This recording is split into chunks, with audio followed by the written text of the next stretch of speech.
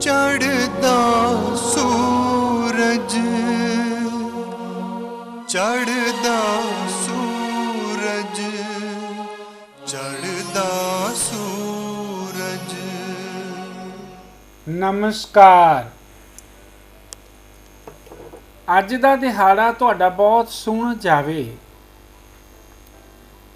ਬਹੁਤ ਸੁਖੀ ਜੀਵਨ ਲਵੋ ਤੁਸੀਂ, ਅਜਿਹੀ ਮੇਰੀ ਮੰਗਲ ਕਾਮਨਾ। ਅੱਜ ਜਿਨ੍ਹਾਂ ਜਾਤਕਾਂ ਦਾ ਜਨਮ ਦਿਨ, ਉਹਨਾਂ ਨੂੰ ਲੱਖ ਲੱਖ ਵਧਾਈ। ਈਸ਼ਵਰ ਉਹਨਾਂ ਦੀ ਹਰ ਤਮੰਨਾ ਪੂਰੀ ਕਰਨ, ਅਜਿਹੀ ਮੇਰੀ ਪ੍ਰਾਰਥਨਾ।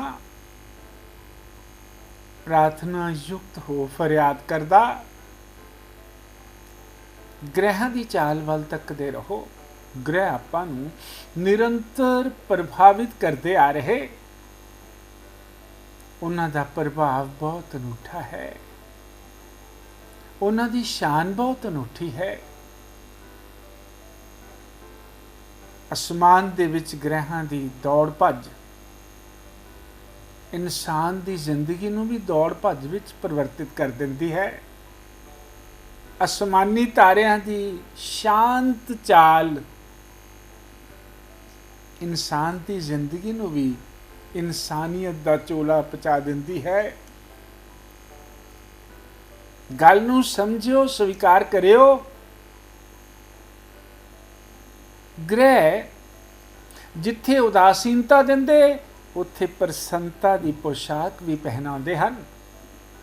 ਜਿੱਥੇ ਓਝਲ ਕਰਦੇ, ਜਿੱਥੇ ਬੋਝਲ ਕਰਦੇ, ਉੱਥੇ ਇੱਕ ਅਜਿਹਾ ਉਤਸ਼ਾਹ ਵੀ ਪੈਦਾ ਕਰਦੇ ਹਨ ਜਿਸ ਬਾਰੇ ਤੁਸੀਂ ਵਿਚਾਰਿਆ ਵੀ ਨਾ ਹੋਵੇ।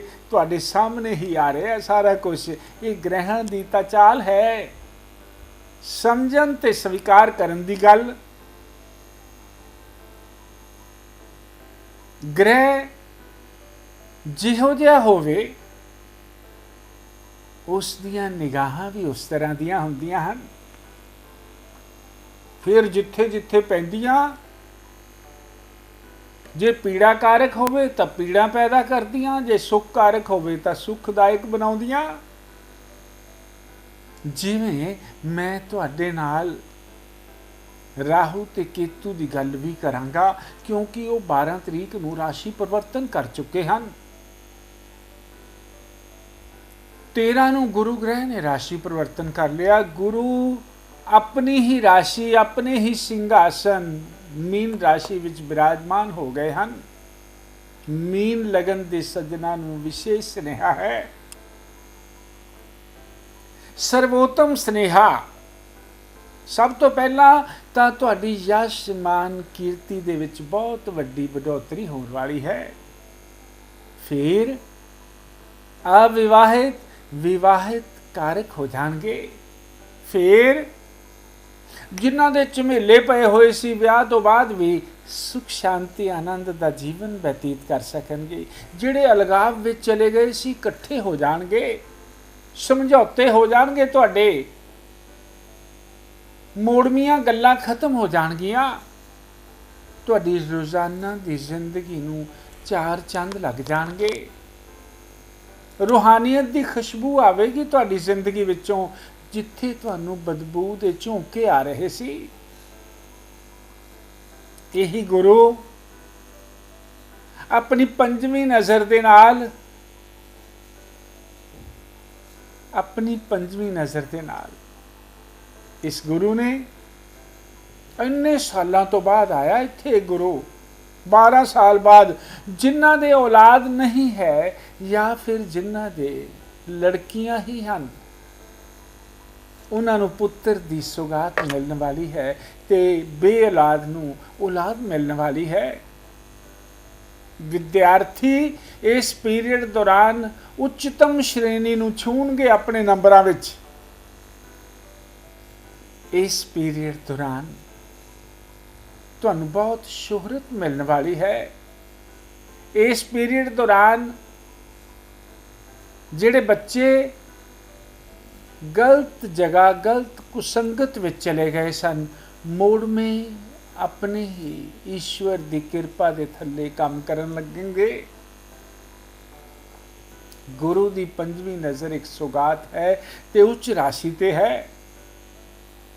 ਮੇਰੀ ਗੱਲ ਨੂੰ ਸਮਝਣ ਤੇ ਸਵੀਕਾਰ ਕਰਨ ਦਾ ਪ੍ਰਯਾਸ ਕਰਿਓ। ਇਸ ਪੀਰੀਅਡ ਦੌਰਾਨ ਤੁਸੀਂ ਕਿਸੇ ਵੀ ਕੰਮ ਵਾਸਤੇ, ਇਸ ਪੀਰੀਅਡ ਦੌਰਾਨ ਤੁਸੀਂ ਕਿਸੇ ਵੀ ਕੰਮ ਨੂੰ ਹੱਥ ਲਾਵੋਗੇ, ਬਸ ਬੱਲੇ ਬੱਲੇ। ਸੱਤਵੀਂ ਨਜ਼ਰ ਦੇ ਨਾਲ ਰੋਜ਼ਾਨਾ ਦੀ ਜ਼ਿੰਦਗੀ ਵਿੱਚ ਖੁਸ਼ਬੂ, ਤੇ ਨੌਵੀਂ ਨਜ਼ਰ ਨਾਲ ਇੱਕ ਬੇਹੱਦ ਸੁਗਾਤ ਮਿਲਣ ਵਾਲੀ ਹੈ। ਤੁਹਾਡੀ ਕਿਸਮਤ ਚਮਕਣ ਵਾਲੀ ਹੈ। ਅਧਿਆਤਮ ਦਾ ਬਿਗਲ ਵੱਜਣ ਵਾਲਾ ਹੈ ਤੁਹਾਡੀ ਜ਼ਿੰਦਗੀ ਵਿੱਚ। ਇਸ ਗੁਰੂ ਦੀ ਕਿਰਪਾ ਦੇ ਨਾਲ ਤੁਸੀਂ ਵਿਦੇਸ਼ ਦੀ ਧਰਤੀ ਦੇ ਬੂਹੇ ਖੁਦ ਖੋਲੋਗੇ ਜਾ ਕੇ। ਤੁਸੀਂ ਅਧਿਆਤਮ ਦੇ ਰਸ ਪੀਵੋਗੇ। ਤੁਸੀਂ ਜਿੱਥੇ ਲੋਕਾਂ ਨੇ ਮੈਲੀ ਚਾਦਰ ਓੜੀ ਹੋਵੇ, ਉਸ ਚਾਦਰ ਨੂੰ ਸਵੱਛਤਾ ਦਾ ਰੂਪ ਦੇ ਦੇਵੋਗੇ। ਇਸ ਗੁਰੂ ਦੀ ਇੰਨੀ ਕਿਰਪਾ ਮੀਨ ਲਗਨ ਦੀ ਸੱਜਣਾ ਤੇ ਹੋਣ ਵਾਲੀ ਹੈ। ਮੀਨ ਲਗਨ ਦੇ ਸੱਜਣਾ ਨੂੰ ਵਿਸ਼ੇਸ਼ ਸੁਨੇਹਾ ਹੈ ਗੁਰੂ ਦੀ ਇਸ ਅਧਿਆਤਮ ਦੇ ਬਿਗਲ ਦਾ। ਉਸ ਦੀ ਆਵਾਜ਼ ਕੋਸਾਂ ਮੀਲ ਦੂਰ ਤੱਕ ਸੁਣੇਗੀ। ਤੁਹਾਡੀ ਆਵਾਜ਼ ਦੇ ਨਾਲ ਖੁਸ਼ਬੂ ਫੈਲੇਗੀ। ਤੁਹਾਡੀ ਉਸ ਆਵਾਜ਼ ਦੇ ਨਾਲ ਤੁਹਾਡੇ ਸਵਰ ਦੇ ਵਿੱਚ ਲਿਪਟੇ ਹੋਏ ਅਜਿਹੇ ਯੋਗ ਫੈਲਣਗੇ ਜਿਸ ਦੇ ਨਾਲ ਕਿਸਮਤ ਖੁੱਲ ਜਾਵੇ।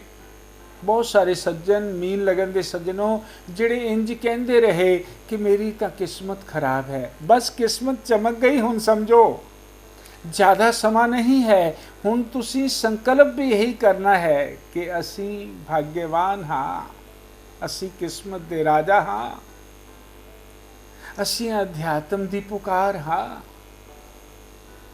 ਸੰਕਲਪ ਤੋਂ ਸਿੱਧੀ। ਜੇ ਗੁਰੂ ਦੀ ਨੌਵੀਂ ਨਜ਼ਰ ਦੇ ਨਾਲ ਵੀ ਤੁਹਾਡੀ ਕਿਸਮਤ ਨਾ ਚਮਕੀ, ਫਿਰ ਚਮਕ ਨਹੀਂ ਸਕਦੀ। ਕਿਉਂ? ਸੰਕਲਪ ਜੇ ਤੁਸੀਂ ਪੁੱਠੇ ਕਰਦੇ ਰਹੇ, ਮੇਰੀ ਕਿਸਮਤ ਖਰਾਬ ਹੈ, ਮੇਰਾ ਕੋਈ ਕੰਮ ਹੁੰਦਾ ਹੀ ਨਹੀਂ ਹੈ, ਇੰਜ ਨਹੀਂ।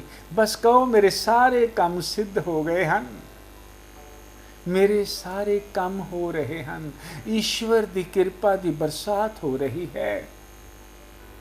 ਮੇਰੇ ਮੱਥੇ ਤੋਂ ਈਸ਼ਵਰ ਦੀਆਂ ਕਿਰਪਾ ਦੀਆਂ ਕਿਰਨਾਂ ਮੇਰੇ ਅੰਗ ਅੰਗ ਦੇ ਵਿੱਚ ਪ੍ਰਵੇਸ਼ ਹੋ ਰਹੀਆਂ ਹਨ।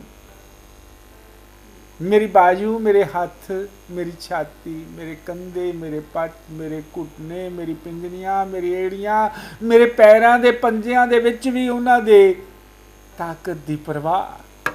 ਤੁਸੀਂ ਨਿਰੋਗੀ ਹੋ ਜਾਵੋਗੇ। ਕਿਉਂ ਕਹਿ ਰਿਹਾ ਮੈਂ ਇਹ ਗੱਲ? ਕਿਉਂਕਿ ਮੀਨ ਲਗਨ ਵਿੱਚ ਹੀ ਗੁਰੂ ਹਨ। ਲਗਨ ਵਿੱਚ ਗੁਰੂ। ਜੇ ਗੁਰੂ ਦੀ ਕਿਰਪਾ ਦੀ ਬਰਸਾਤ ਹੋ ਗਈ, ਤੁਹਾਡਾ ਜੀਵਨ ਪੂਰਨ ਸਾਖਸ਼ੀ ਰੂਪ ਦੇ ਵਿੱਚ ਉੱਭਰ ਕੇ ਬਾਹਰ ਆਵੇਗਾ।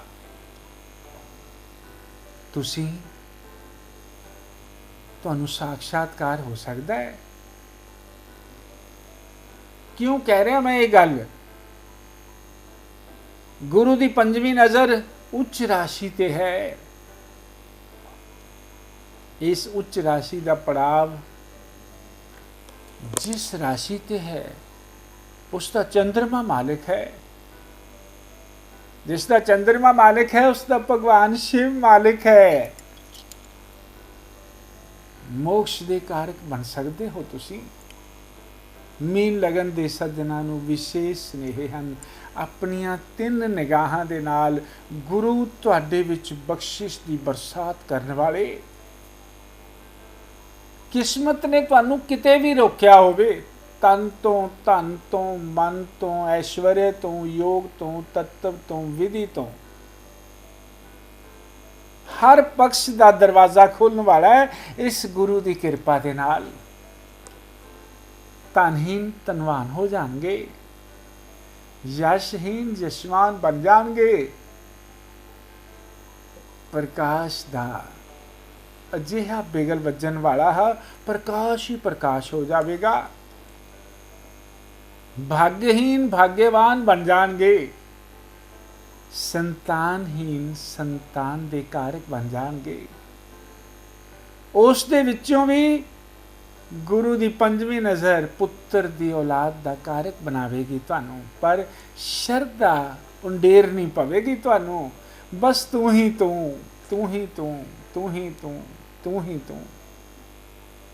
ਉਸ ਤੂੰ ਨੇ ਤੁਹਾਨੂੰ ਉਸ ਸਿੰਘਾਸਨ ਤੇ ਬਿਠਾ ਦੇਣਾ ਹੈ ਜਿਸ ਦਾ ਤੁਸੀਂ ਸੁਪਨਾ ਵੀ ਨਾ ਲਿਆ ਹੋਵੇ। ਪਰਮ ਸੁਖ ਕਾਰਕ ਹੋ ਜਾਵੋਗੇ। ਅੱਜ ਜਿਨ੍ਹਾਂ ਜਾਤਕਾਂ ਦਾ ਜਨਮ ਦਿਨ, ਉਹਨਾਂ ਨੂੰ ਲੱਖ ਲੱਖ ਵਧਾਈ। ਈਸ਼ਵਰ ਉਹਨਾਂ ਦੀ ਹਰ ਤਮੰਨਾ ਪੂਰੀ ਕਰਨਗੇ। ਤੁਹਾਡਾ ਇਹ ਵਰਾ ਵਿਸ਼ੇਸ਼ ਬੁੱਧ ਗ੍ਰਹਿ ਦੇ ਥੱਲੇ ਜਾਣ ਵਾਲਾ ਹੈ। ਬੁੱਧੀਜੀਵੀਆਂ ਵਾਸਤੇ ਵਿਸ਼ੇਸ਼ ਸੁਨੇਹਾ, ਵਪਾਰੀਆਂ ਵਾਸਤੇ ਵਿਸ਼ੇਸ਼ ਸੁਨੇਹਾ, ਸਵਰ ਕਰਤਾ ਗਾਇਕਾਂ ਵਾਸਤੇ ਵਿਸ਼ੇਸ਼ ਸੁਨੇਹਾ, ਅਧਿਆਤਮ ਦੇ ਘੁੱਟ ਪੀਣ ਵਾਲਿਆਂ ਵਾਸਤੇ ਵਿਸ਼ੇਸ਼ ਸੁਨੇਹਾ। ਬੁੱਧ ਗਿਆਨ ਦੇ ਮਾਲਕ ਤੁਹਾਡੇ ਅੰਦਰੋਂ ਅਗਿਆਨ ਦਾ ਅੰਧਿਆਰਾ ਦੂਰ ਕਰਕੇ ਗਿਆਨ ਦਾ ਪ੍ਰਕਾਸ਼ ਪੈਦਾ ਕਰਨਗੇ। ਤੁਸੀਂ ਉਹ ਲਿਖ ਸਕੋਗੇ ਜਿਸ ਨੂੰ ਦੁਨੀਆ ਯਾਦ ਰੱਖੇ। ਓਮ ਬੁੱਧਾਏ ਨਮः, ਇਸ ਮੰਤਰ ਦਾ ਜਾਪ, ਗਣੇਸ਼ ਜੀ ਦੀ ਵੰਦਨਾ ਪਰਮ ਸੁਖਕਾਰੀ ਰਹੇਗੀ। ਕਿਸੇ ਸੱਜਣ ਨੇ ਮਹਾਪੁਰਸ਼ਾਂ ਤੋਂ ਪੁੱਛਿਆ ਕਿ ਸਤਸੰਗ ਕਰਨ ਨਾਲ ਕੀ ਹੁੰਦਾ ਹੈ। ਮਹਾਪੁਰਸ਼ਾਂ ਨੇ ਜਵਾਬ ਦਿੱਤਾ, ਇਹ ਦੱਸਣ ਦੀ ਗੱਲ ਨਹੀਂ ਹੈ। ਜਿਸ ਤਰ੍ਹਾਂ ਮਹਿੰਦੀ ਲਾਉਣ ਵਾਲੇ ਦੇ ਅਨਾਨਾਸ ਹੀ ਮਹਿੰਦੀ ਲੱਗ ਜਾਂਦੀ ਹੈ, ਤੂੰ ਸਤਸੰਗ ਵਿੱਚ ਆ ਕੇ ਤਾਂ ਵੇਖ, ਤੈਨੂੰ ਪੁੱਛਣ ਦੀ ਲੋੜ ਨਹੀਂ ਪੈਣੀ। ਈਸ਼ਵਰ ਦੇ ਦਰਸ਼ਨ ਹੋ ਜਾਣੇ ਹਨ, ਕਿਰਪਾ ਦੀ ਬਰਸਾਤ ਹੋ ਜਾਣੀ ਹੈ। ਉਸ ਬਰਸਾਤ ਦਾ ਤੈਨੂੰ ਆਨੰਦ ਆ ਜਾਣਾ ਹੈ, ਫਿਰ ਤੂੰ ਉੱਠ ਕੇ ਹੀ ਨਹੀਂ ਜਾਣਾ। ਕਿੰਨੀ ਵੱਡੀ ਗੱਲ ਹੈ। ਆਓ ਪਰਮ ਸੁਖ ਕਾਰਕ ਬਣਨ ਵਾਸਤੇ ਸਤਸੰਗ ਦੇ ਘੁੱਟ ਪੀਏ। ਅੱਜ ਦਾ ਦਿਹਾੜਾ ਮੰਗਲਮੈ ਸ਼ਬਦਾਂ ਦੇ ਨਾਲ ਅੱਜ ਦਾ ਰਾਸ਼ੀਫਲ। ਮੇਖ ਰਾਸ਼ੀ ਦੇ ਸੱਜਣਾਂ ਨੂੰ ਹਰ ਪਕਸ਼ ਤੋਂ ਚੰਗਾ ਨਤੀਜਾ। ਬ੍ਰਿਖ ਰਾਸ਼ੀ ਦੇ ਸੱਜਣ ਪੀੜਾਂ ਤੋਂ ਮੁਕਤੀ ਦਾ ਸੁਨੇਹਾ। ਮਿਥੁਨ ਰਾਸ਼ੀ ਦੇ ਸੱਜਣ ਅਚਾਨਕ ਧਨ ਦੇ ਸਤੋਤਰ ਜੁਟਣਗੇ। ਕਰਕ ਰਾਸ਼ੀ ਦੇ ਸੱਜਣਾਂ ਨੂੰ ਪੀੜਾਂ ਘੇਰ ਸਕਦੀਆਂ। ਸਿੰਘ ਰਾਸ਼ੀ ਦੇ ਸੱਜਣੋਂ ਜੈ ਜੈਕਾਰ ਦੇ ਨਾਰਿਆਂ ਨਾਲ ਲੱਦੇ ਜਾਵੋਗੇ। ਕੰਨਿਆ ਰਾਸ਼ੀ ਦੇ ਸੱਜਣਾਂ ਨੂੰ ਕੋਈ ਦੁਸ਼ਮਣ ਘੇਰ ਸਕਦਾ ਹੈ। ਤੁਲਾ ਰਾਸ਼ੀ ਦੇ ਸੱਜਣੋਂ ਕੋਈ ਸੱਟ ਲੱਗ ਸਕਦੀ ਹੈ। ਬ੍ਰਿਸ਼ਚਿਕ ਰਾਸ਼ੀ ਦੇ ਸੱਜਣ ਕਰਜ਼ੇ ਤੋਂ ਮੁਕਤ ਹੋ ਜਾਣਗੇ। ਧਨੁ ਰਾਸ਼ੀ ਦੇ ਸੱਜਣਾਂ ਨੂੰ ਉੱਚਤਾ ਦਾ ਸੁਨੇਹਾ ਮਿਲੇਗਾ। ਮਕਰ ਰਾਸ਼ੀ ਦੇ ਸੱਜਣੋਂ ਅੱਜ ਵਿਵਾਹਿਕ ਜੀਵਨ ਦੇ ਵਿੱਚ ਆਨੰਦ ਦੇ ਯੋਗ। ਕੁੰਭ ਰਾਸ਼ੀ ਦੇ ਸੱਜਣ ਅੱਜ ਪੈਤ੍ਰਿਕ ਸੰਪत्ति ਦੇ ਹੱਕਦਾਰ ਬਣੋਗੇ। ਮੀਨ ਰਾਸ਼ੀ ਦੇ ਸੱਜਣਾਂ ਨੂੰ ਅੱਜ ਆਰਥਿਕ ਸੰਕਟ ਤੋਂ ਮੁਕਤੀ ਦਾ ਸੁਨੇਹਾ। ਨਮਸਕਾਰ। ਚੜ੍ਹਦਾ ਸੂਰਜ ਪ੍ਰੋਗਰਾਮ ਨੂੰ ਤੁਸੀਂ ਵੇਖ ਸਕਦੇ ਹੋ ਸਾਡੇ YouTube ਚੈਨਲ ਐਸਟ੍ਰੋ ਸ਼ੋ ਬਾਈ ਕਮਲਦੀਪ ਤੇ। ਨਾਲ ਹੀ ਚੈਨਲ ਨੂੰ ਲਾਈਕ ਤੇ ਸਬਸਕ੍ਰਾਈਬ ਕਰਨਾ ਨਾ ਭੁੱਲੋ। ज्योतिष सम्राट कमलदेव जी, 41 अमन पार्क, सामने चुंगी, फिरोजपुर रोड, लुधियाना।